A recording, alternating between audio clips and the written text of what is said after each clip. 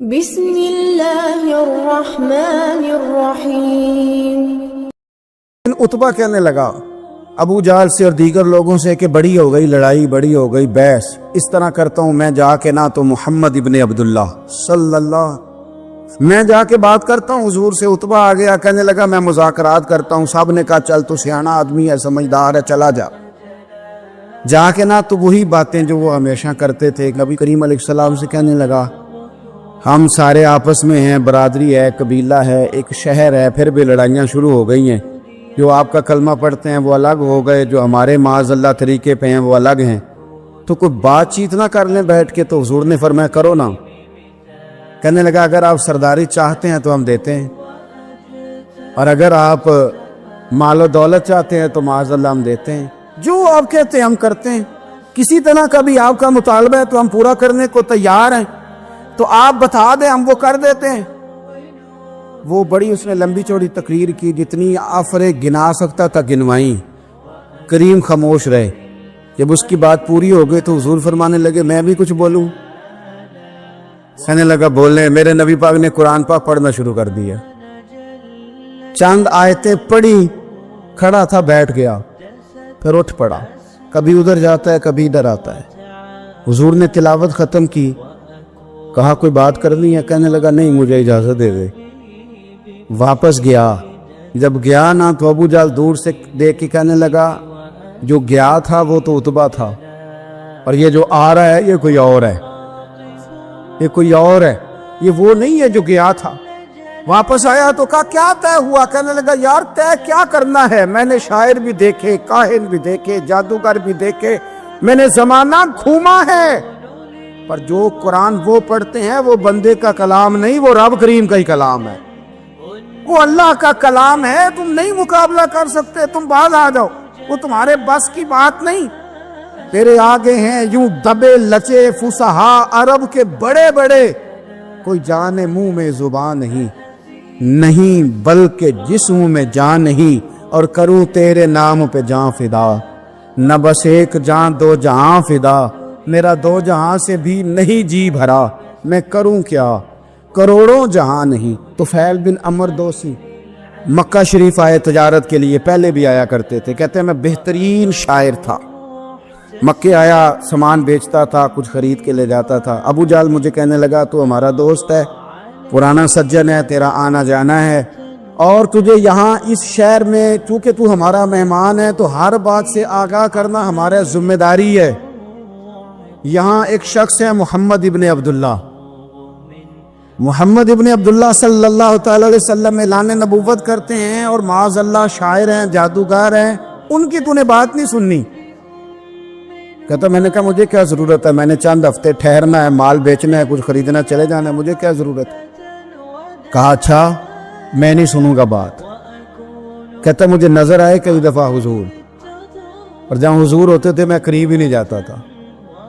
کہتے ہیں ایک دن نا حرم شریف میں سادے سے کپڑے اور پاؤں میں سونے جوتے اور سر پہ یوں امامہ کے جیسے فرشتے بھی جھک جھک کے زیارت کرتے ہیں۔ کہتے ہیں کہ نور بھرے کیفیات حضور تشریف لائے، اور تشریف لا کے رسول کائنات علیہ السلام حرم کعبہ کے ساتھ ٹیک لگا کے بیٹھ گئے، سر سے لے کر پاؤں تک تنویر ہی تنویر ہے۔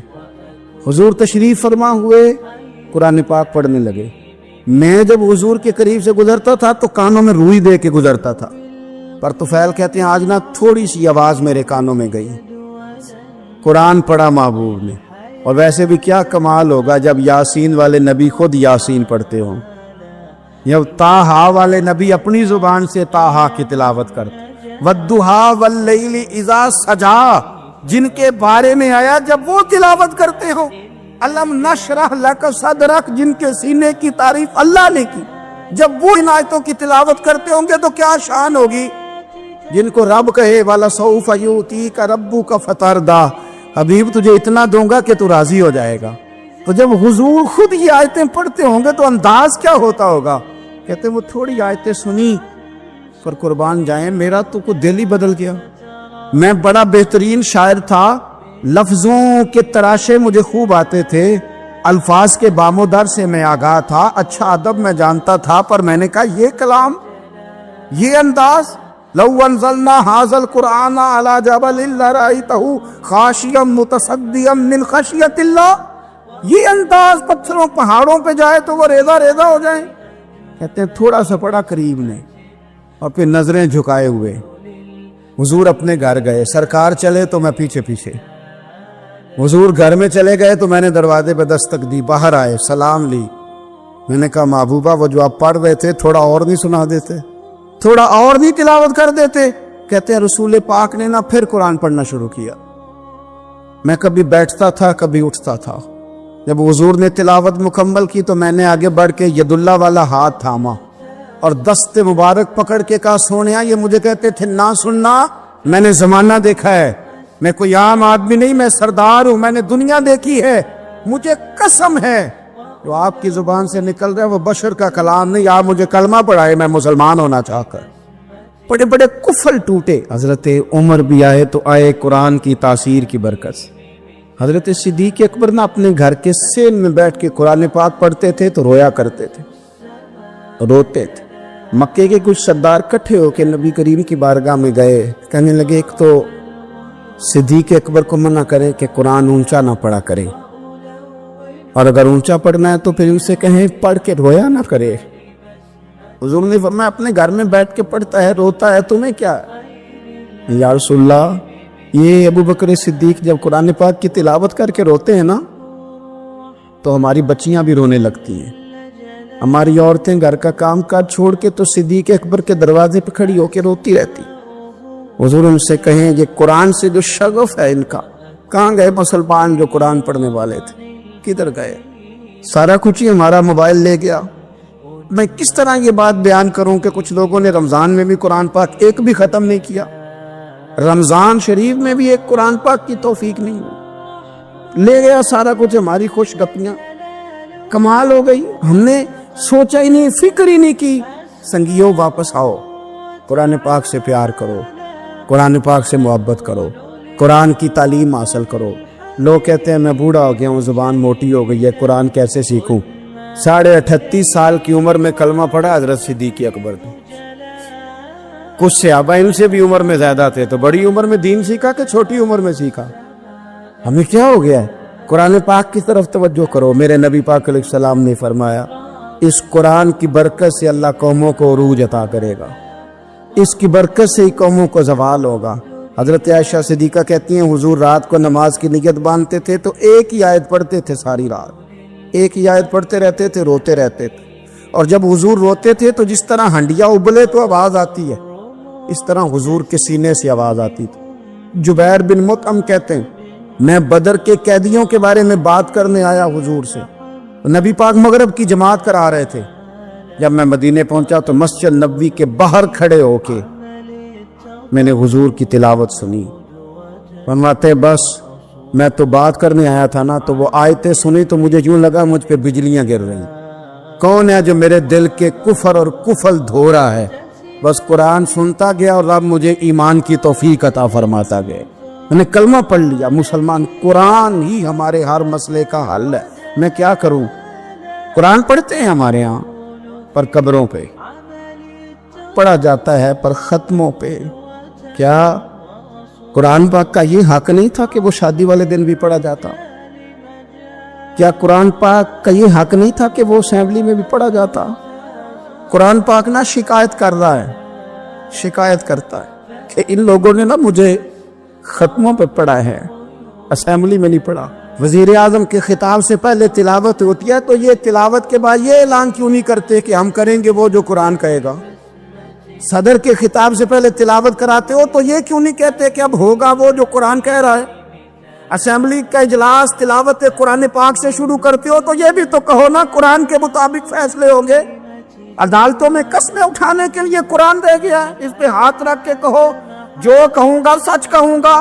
آج کے بعد وکیل بھی ہاتھ رکھے نا قرآن پاک پہ، جج بھی ہاتھ رکھے قرآن پاک، گواہ بھی رکھے، ملزم بھی رکھے، اور مدعی بھی بتائے کہ اس نے پرچہ صحیح درج کرایا ہے، اس نے صحیح درج کرایا ہے، نام صحیح لکھوائے، اور یہ سارے بتائیں، جج سے لے کر ملزم تک کہ ہم فیصلہ وہ کریں گے جو قرآن پاک نے ہمیں کہا ہے، صرف قسموں کے لیے رہ گیا ہے۔ 2 صورتیں پڑھنی نہیں آتی اور تم بیچ میں قرآن پاک کو لا کے قسمیں اٹھاتے ہو۔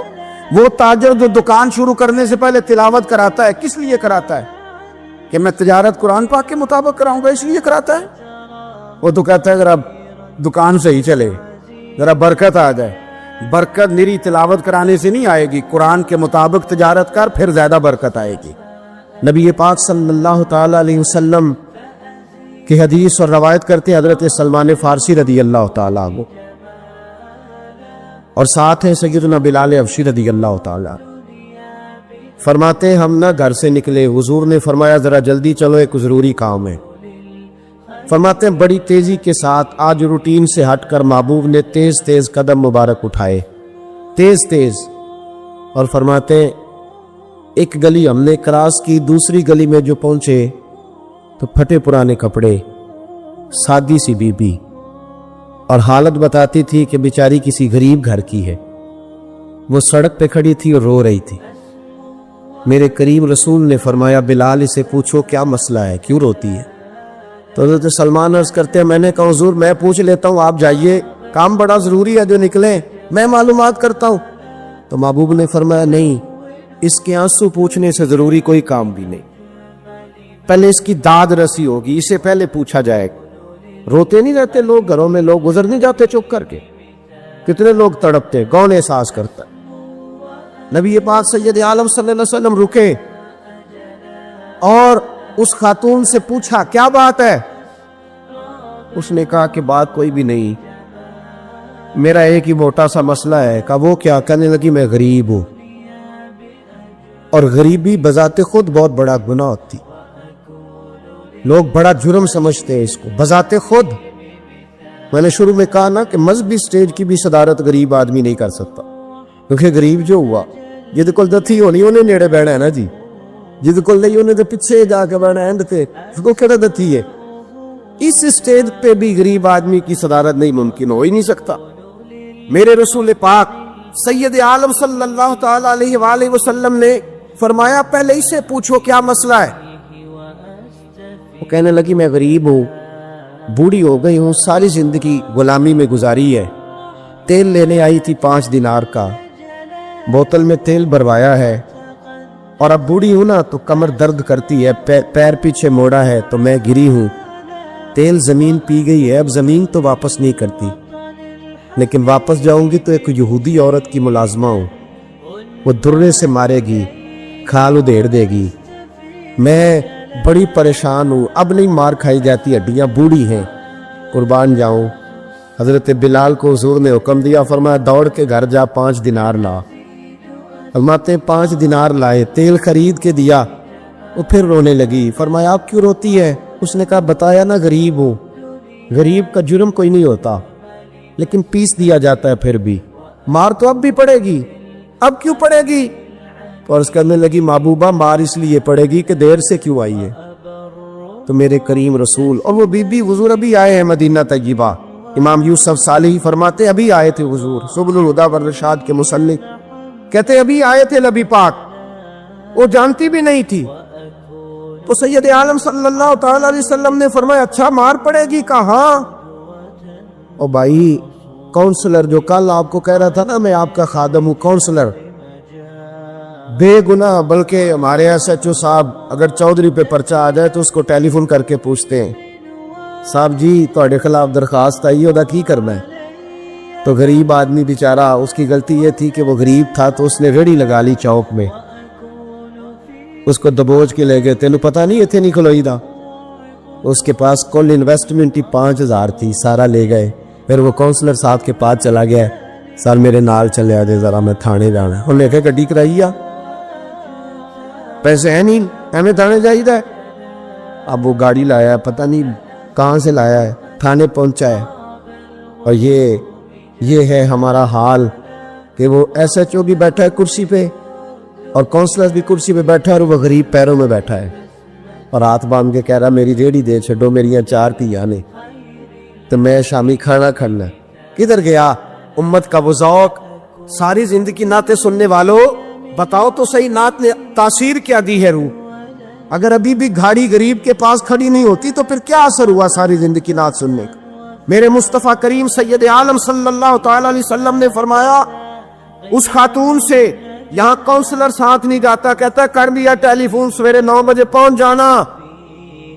پر کائنات کی سب سے معزز شخصیت حضرت سیدنا بلال حبشی رضی اللہ تعالیٰ عنہ فرماتے ہیں میرے نبی پاک نے فرمایا بی بی چل میں تیرے ساتھ چلتا ہوں۔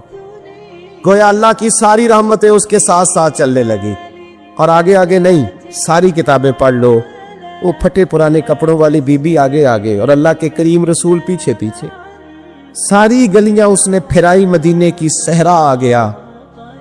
ایک دروازے پہ دستک دی، سے مالکن آئی، وہ بی بی بعد میں کہتی ہے میں بھی بڑی ڈاڈی تھی، طاقت ہی نہیں تھی میرے سامنے کو کھڑا ہو سکے، لیکن جب میں باہر نکلی تو میں نے نور کے حالے میں لپٹی ہوئی ایک عظیم ہستی کو دیکھا۔ فرماتے محبوب کے گورے چٹے رنگ کے اوپر کالی زلفیں، اور محبوب پاک کی مقدس آنکھیں جب تک بات کرتے رہے نظریں زمین پہ جھکی رہی۔ شرم و حیا والے رسول نے بڑے میٹھے، بڑے دھیمے، بڑے خوبصورت لہجے میں کہا، بریلی کے امام فرماتے ہیں نیچی نظروں کی شرم و حیا پہ درود۔ بڑے دھیمے لہجے میں فرمایا تیری نوکرانی ہے تیری؟ عورت کہتی ہے میں تو حضور کے جلووں میں محب ہو گئی کہ سادگی میں اتنا حسن میں نے دیکھا ہی نہیں، تیری نوکرانی ہے؟ کہا میرے محبوب نے فرمایا بیچاری کی غلطی کوئی نہیں، اسے مارنا نا، اس سے تیل گر گیا تھا، نیا خریدتے دیر ہو گئی، رو رہی تھی تو میں سفارش کرنے آیا ہوں۔ وہ خاتون کہتی ہے کسی کی نہیں مانی تھی، پر محبوب کے جملوں میں تاثیر اتنی تھی، ککھ سواد نہیں مشری اندر، اسا کھنڈا می چکھ ڈٹھیاں، انہاں ساریاں شہواں نالوں گلاں سجن دیا مٹھیاں۔ فرماتے ہیں نبی پاک صلی اللہ تعالی علیہ وآلہ وسلم نے فرمایا کچھ نہ کہنا، کہنے لگی نہیں کہتی، میرا وعدہ رہا، کچھ نہیں کہوں گی۔ اب میرے حبیب نے پھر نظر اٹھائی اور اس غریبنی کی طرف دیکھا اور فرمایا تو اگر کہے تو میں جاؤں، تو اگر کہے تو میں خود بھیک دے، خود ہی کہے منگتے کا بھلا ہو، تو اگر کہے تو میں جاؤں۔ اس نے خراج پیش کیا تو چند آنسو گرائے، کہنے لگی محبوبہ جیسے بندہ نوازی۔ حضور نے رخ پھیرا، حضرت بلال کہتے میں پیچھے رہ گیا تو وہ دونوں بیبیاں دوڑ کے میرے پاس آئی، کہنے لگی بتا تو صحیح ہے کون، یہ بتا تو صحیح کون تھے؟ تو حضرت بلال کہنے لگی تم نہیں جانتے؟ جناب بلال فرمانے لگے یہی تو ہیں جنہیں اللہ نے سچا رسول بنا کے بھیجا ہے۔ بیبیاں دوڑ کے آئی، کہنے لگی محبوبہ دروازے تک آئے ہو تو خالی تو نہ لوٹاؤ، مہربانی فرماؤ ہمیں بھی کلمہ پڑھا دو۔ ایک واقعہ سناتا ہوں خواجہ معین الدین اجمیری کا۔ عطائے رسول ہند الولی حضرت خواجہ معین الدین اجمیری رحمت اللہ تعالی علیہ، میرے حضرت صاحب فرمایا کرتے ہیں ہم قطر قادری ہیں، پر ہم کھل کے یہ بات مانتے ہیں کہ ہندوستان کے بادشاہ کا نام معین الدین اجمیری ہے، یہ ببانگے دول مانتے ہیں۔ بہرحال ہند الولی حضرت خواجہ ہے اجمیری ہے۔ خواجہ اجمیری جب نئے نئے آئے نا یہاں اجمیر شریف میں، آپ نے خیمہ لگایا تھا، کپڑے کا خیمہ لگا کے اس میں رہتے تھے، تو ایک نوجوان تھا وہ باہر رہتا تھا اجمیر سے، تو وہ آیا کچھ دنوں کے لیے، پڑھائی سے فارغ ہو کے، اجمیر کا رہنے والا تھا لیکن باہر رہتا تھا۔ جب یہاں آیا نا وہ عصر کے بعد وہ گزرتا خواجہ اجمیری کے خیمے کے سامنے سے، جھونپڑی کے سامنے سے، تو خواجہ صاحب عصر کے بعد بیٹھ کے رویا کرتے تھے، عاشق دا کامی رونا تونا، بنا رویو نہیں منظوری، اے عاشق سدا ہی روندا رہندا پاویں وصل ہوئے تے پاواں دوری، رویا کرتے۔ تو نوجوان بڑا سادہ سا تھا، بچپن میں والد فوت ہو گئے، صرف ماں ہی ماں تھی۔ ایک دن اماں سے جا کے کہنے لگا یہ مسلمانوں کا سادھو روتا کیوں ہے؟ اماں کہنے لگی مجھے کیا پتا۔ بچہ کہتا میرے اندر تجسس بڑھ گیا کہ بابے سے پوچھوں تو صحیح کیوں روتا۔ 2 4 5 10 دفعہ میں گزرا، ایک دن بے چین ہو کے میں کمرے میں چلا گیا اجرے میں، تو میں نے کہا بابا کیوں روتے ہو؟ کہنے لگے مجھے اپنے شیخ کی یاد آتی، مجھے یاد آتی۔ تو وہ بچہ کہتا ہے مجھے اس وقت تک پتہ نہیں تھا کہ محبت میں بھی رویا جاتا ہے، میں سمجھتا تھا رونا صرف دکھوں میں آتا ہے، شیخ کی یاد آتی۔ حضرت عائشہ صدیقہ رضی اللہ تعالیٰ عنہ فرماتی ہے جس دن نبی پاک صلی اللہ علیہ وسلم رات کے وقت ہمارے گھر آئے نا اور حضور نے فرمایا ابو بکر چل تو نے میرے ساتھ مدینے جانا ہے، تو میں نے جناب صدیق اکبر کو روتے دیکھا، تب مجھے پتا چلا کہ محبت میں بھی بڑا رونا آتا ہے، محبت میں بھی رویا جاتا ہے۔ فرماتے خواجہ اجمیر تو وہ نوجوان کہنے لگا بابا پیار میں بھی رویا جاتا ہے؟ کہا ہاں۔ کہنے لگا میں نے بھی رونا ہے۔ تو آپ فرمانے لگے دو شرطیں ہیں کہ کلمہ پڑھ جا، دوسرا میرا مرید ہو جا، آ جائے گا رونا۔ کہتے بس لوش ہی لگ گئی، کبھی آنسو دیکھے ہی نہیں تھے۔ حضرت اجمیری کہتے ہیں اس طرح کر لے۔ کہنے لگا جی میں اپنی اماں سے پوچھ لوں۔ اماں کے پاس گیا تو اماں کہنے لگی بیٹے میں تجھے جانتی ہوں، تیرے دل میں جو بات بچپن سے آ جاتی ہے نا پھر وہ نکلتی کوئی نہیں، تو اس طرح کر لے جس طرح بابا کہتا ہے، اس لیے کہ تو نے پیچھے تو ہٹنا نہیں۔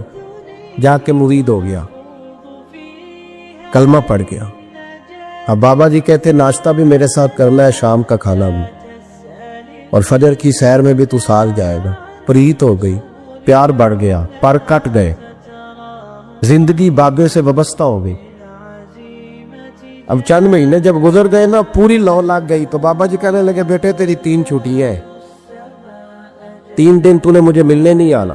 بالکل 3 دن کے بعد آنا۔ اس نے کہا مسئلہ ہی کوئی نہیں، پرواہ ہی نہیں تھی نا، پتہ ہی نہیں تھا۔ تو وہ چلا گیا گھر، صبح سے شام تک رہا۔ شام کو اماں نے روٹی دی تو 3 روٹیاں کھایا کرتا تھا، اب ایک لقمہ بھی نہ توڑا جائے۔ اماں کہتی بیٹے خیر ہے؟ کہ اماں جی پتہ کوئی نہیں، کوئی اندر کمی ہے کسی چیز کی، کوئی خبر نہیں، پتہ کھولا۔ خواجہ صاحب رحمۃ اللہ تعالی علیہ کا وہ مرید اماں بات پوچھتی لیکن کوئی بات ہو تو بتائے نا، کچھ نہیں اماں کوئی نہیں۔ بڑی مشکل سے شام ہوئی، شفق غائب ہوئی، اندھیرا جو چھایا، ساری دنیا بستر پہ لیٹ گئی، تو اس نے اٹھ کے چھت پہ گھومنا شروع کر دیا۔ بچہ نہ سوئے تو اماں کیسے سوئے؟ اماں بھی چھت پہ آئی، کہا بیٹے کیا بات ہے؟ کہ اماں پتہ کوئی نہیں، کوئی میری نیند اڑا کے لے گیا ہے۔ بیٹے تو نے روٹی بھی نہیں کھائی؟ کہ اماں کوئی نہیں پتا، کوئی پتا لو۔ جب 12 بجے کے بعد کا وقت آیا تو پھر ہلکے ہلکے آنسو نکلے، اور جب سحری چمکی تو دھاڑے مار کے رویا۔ بیٹے کیا ہوا؟ انہوں نے کہا اماں میں نے بابا جی کے پاس جانا ہے، اسے کہہ مہربانی کرے، میں نے یہ جدائی میرے بس کا روگ نہیں، اب نہیں میں نہیں رہ سکتا۔ فجر کی نماز پڑھ کے تو اماں گئی، کہنے لگی مہربانی کر اسے بلا، تو بابا جی کہنے لگے اسے کہہ ابھی تو 1 دن گزرا ہے، ابھی تو وقت بڑا پیچھے ہے، ابھی ٹائم ہے۔ بس اگلے دن کی جو شام ہوئی تو ماں کے قدموں میں گر گیا، کہنے لگا خدا کا واسطہ اسے کہو میرا نہیں گزارا ہوتا، اب نہیں، آبادی ہو گیا ہوں، اب اگر اس کی دید کا نشہ نہ ملا تو مر جاؤں۔ حضرت اجمیری رحمت اللہ علیہ کے پاس اماں روتی ہوئی آئی، کہنے لگی بابا مجھے نہیں پتا تیرا اس کا رشتہ کیا ہے، میں تو ماں ہوں۔ اس کے آنسو گرتے ہیں تو میرا کلیجہ پھٹتا ہے، وہ جب روتا ہے تو میری جان نکلتی ہے، مہربانی کر اسے دید کا نشہ دے، میرا بیٹا ہے بلکتا ہے دیکھا نہیں جاتا۔ جب یہ لفظ کہے تو آپ فرمانے لگے ماں تو اویس کرمی کی ہو تو میرے رسول دیدار منع کر دیتے ہیں، تو ماں بن کے آئی ہے تو تجھے کیسے روک دوں؟ فرمایا جا اسے کہے آ جائے۔ اب وہ وہاں سے نکلا تو دوڑا آیا اور آ کے کھڑا ہوا تو حضرت اجمیری مریدوں کو سبق پڑھا رہے تھے، کتاب کھلی ہوئی، بات ہو رہی تھی مریدوں کے ساتھ گفتگو ہو رہی۔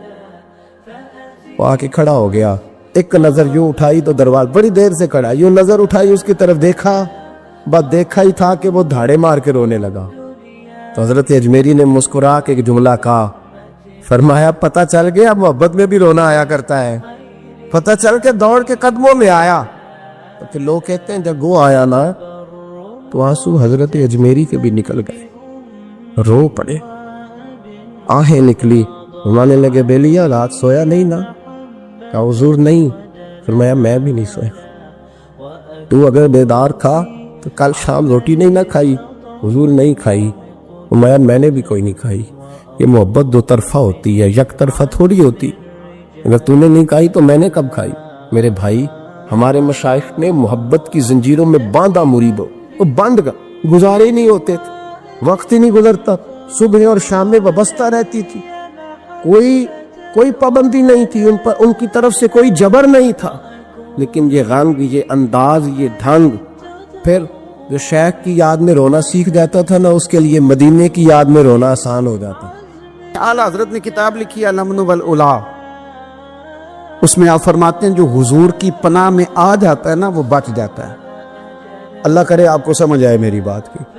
جو حضور کی پناہ میں آ جاتا ہے، وہ جو دنیا دار رہتا ہے، مالدار رہتا ہے، حضور کی پناہ میں نہیں آتا وہ بے سکون رہتا ہے۔ فرماتے ہیں یہاں دنیا میں بھی حضور کی پناہ میں آ جاؤ، آج لے ان کی پناہ۔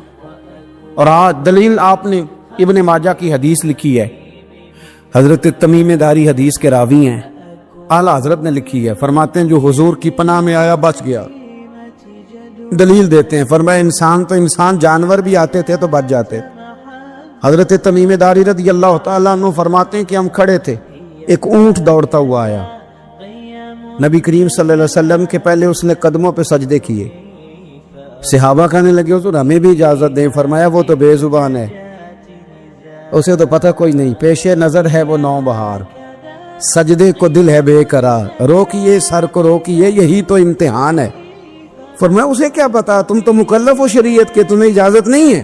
اور اعلیٰ حضرت نے 2 ٹوک لکھا ہے، فرمایا سوائے خدا کے کسی کو تعظیمی سجدہ بھی حرام ہے، یہ نوٹ کر لیں میری بات۔ اور اعلیٰ حضرت نے فتاوی رضویہ میں لکھا ہے کسی قبر پہ جاؤ تو 4 ہاتھ دور کھڑے رہو۔ اللہ کرے آپ کو سمجھ آئے، کتنے ہاتھ؟ 4 ہاتھ دور کھڑے رہو، سورۃ فاتحہ پڑھو، درود شریف پڑھو، جس قبر پہ گئے ہو ان کی روح کو اصال ثواب کرو، ان کے وسیلے سے دعا مانگو۔ اعلیٰ حضرت فرماتے ہیں قبر کو سجدہ بالاتفاق حرام ہے، طواف قبر کا کرنا بالاتفاق حرام ہے، بوسہ لینے میں اختلاف ہے کہ جائز ہے کہ ناجائز ہے، لیکن بوسے سے بھی چونکہ شک پڑتا ہے تو فرماتے ہیں احمد رضا کی رائے یہ ہے کہ بوسہ لینے سے بھی بچا جائے۔ وہ آ گیا تو اس سے اگلی باتیں کرتا ہے، بس خاموش رہ، باادب رہ اور پیچھے رہ۔ تو حضرت تمیم داری کہتے ہیں یہ حدیث اعلیٰ حضرت نے لکھی ہے الامن والعلا میں، فرماتے ہیں کہ اونٹ نے پہلے سجدہ کیا، قدم چومے، پھر اس نے حضور کے کان میں کوئی بات کہی۔ روزے دے دوالے نے غلاماں دیاں ٹولیاں، ایک پیا سندا ہے کروڑاں دیاں بولیاں، یعنی اونٹ نے بات کی تو حضور نے وہ بھی سن لی۔ اعلیٰ حضرت کہتے ہیں جو پناہ میں آتا ہے بچ جاتا ہے۔ کہتے ہیں رسول کریم نے نا اونٹ کی پشت پہ ہاتھ پھیرا اور اللہ کے محبوب فرمانے لگے فکر نہ کر، اب تو آ گیا ہے نا، تو جیسے تو کہے گا ویسے ہی ہو جائے گا، جیسے تو کہے گا ویسے ہی۔ ابن ماجہ میں موجود ہے، پر میں چونکہ فاضل بریلوی رحمۃ اللہ علیہ کی کتاب سے پیش کر رہا ہوں الامن والعلا سے، تو میں اسی انداز میں پیش کر رہا ہوں جس انداز میں وہاں ہے۔ حضرت تمیم داری کہتے ہیں کہ ہماری سمجھ میں بات کوئی نہ آئی، تھوڑی دیر گزری تو کچھ لوگوں نے ہاتھوں میں رسیاں پکڑی ہیں، خنجر پکڑے ہیں، دوڑے آئے، یا رسول اللہ یہ ہمارا اونٹ ہے۔ حضرت تمیم داری کہتے ہیں میں نے دیکھا کہ جب وہ آ گئے نا خنجر لے کے تو اونٹ حضور کے پیچھے چھپ گیا۔ آج لے ان کی پناہ، آج مدد مانگ ان سے، وہ حضور کے پیچھے چھپ گیا۔ تو کہتے ہیں کہ نبی کریم صلی اللہ تعالی علیہ وسلم نے فرمایا کیا مسئلہ ہے بھائی؟ یا رسول اللہ ہمارا اونٹ ہے، ذبح کرنے لگے تھے دوڑا ہے۔ تو حضور فرمانے لگے وہ تو تمہاری شکایت کر رہا ہے۔ وہ کہتا ہے یا رسول اللہ میں نے برسوں ان کی نوکری کی، برسوں میں نے بڑی نوکری کی۔ صحیح کہتا ہے یا رسول اللہ؟ ٹھیک کہتا ہے حضور، اب بوڑھا ہو گیا ہوں، تھوڑا زیادہ بوجھ نہیں اٹھا سکتا، تو مجھے ذبح کر کے کھانا چاہتے ہیں، میں مرنا نہیں چاہتا۔ نبی کریم فرمانے لگے اچھے لوگ یہ صلہ دیتے ہیں؟ انہوں نے عرض کی حضور آپ حکم کر دیں، ہم اس کو چھوڑ دیتے ہیں یا رسول اللہ، نہیں ذبح کریں گے، خدمت کریں گے۔ حضور فرمانے لگے نہیں، اب میرے پاس آیا ہے نا، اب میں نے واپس نہیں کرنا، آج ہو گیا ہے، آج لے ان کی پناہ، آج مدد مانگ ان سے، آج ہو گیا یا رسول اللہ پھر رکھ لیں۔ حضور نے فرمایا نہیں بھائی پیسے بتاؤ کتنے ہیں؟ یا رسول اللہ نہیں کچھ نہیں۔ نبی کریم علیہ السلام نے فرمایا نہیں بتاؤ کتنے ہیں، بتاؤ کتنے ہیں؟ انہوں نے کہا حضور ایک دفعہ ریٹ لگایا تھا تو 100 دینار لگا تھا۔ حضور نے فرمایا بلال دے دو 100 دینار، 100 دینار دے دیا۔ اعلیٰ حضرت فرماتے ہیں دیکھو ان کی پناہ میں آنے کی برکتیں کتنی ہیں۔ ان سے کہا تم جاؤ، وہ چلے گئے۔ حضور نے پشت پہ ہاتھ پھیرا، فرمایا جا تو آزاد ہے۔ حضرت تمیم داری کہتے ہیں وہ پہلے گیا پھر پلٹ کے آیا، اس نے نبی پاک کے کان میں کو بات کی، کئی باتیں کی، پر میں ایک بات کرتا ہوں، کئی باتیں کی، ایک بات کی تو حضور رو پڑے۔ اونٹ چلا گیا، ہم نے عرض کی حضور یہ کیا کہہ گیا ہے؟